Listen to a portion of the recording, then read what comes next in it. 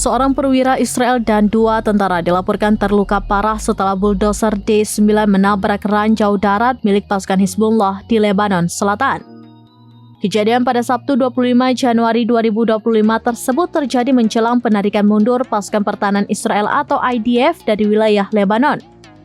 Penarikan mundur itu merupakan salah satu syarat yang harus dipenuhi Israel dalam perjanjian gencatan senjata dengan Hizbullah, di mana batas waktu ditetapkan pada hari Minggu 26 Januari 2025, sebagaimana diatur dalam perjanjian gencatan senjata. Para tentara yang terluka diangkut ke rumah sakit untuk perawatan medis dan keluarga mereka telah diberitahu terkait kondisi tersebut, mengutip Al-Mayadin.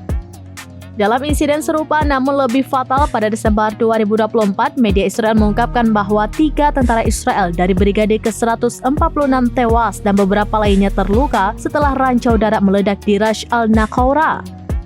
Dalam konteks terkait, media Israel melaporkan bahwa militer Israel berada dalam siaga tinggi menjelang berakhirnya batas waktu 60 hari yang ditetapkan untuk penarikan total pasukannya dari Lebanon Selatan.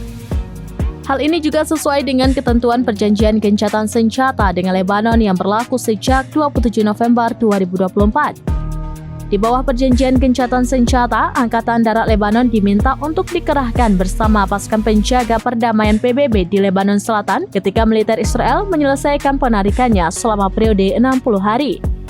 Sementara pada Jumat 24 Januari 2025, Perdana Menteri Israel Benjamin Netanyahu menegaskan bahwa Israel tidak akan memenuhi batas waktu 60 hari untuk penarikan penuh dari Lebanon Selatan. Ini terjadi ketika militer Israel terus melanggar ketentuan gencatan senjata. Pasukan Zionis itu meratakan seluruh kota ke tanah dan melibas tanah untuk menghalangi kembalinya penduduk yang terlantar ke rumah mereka di Lebanon Selatan.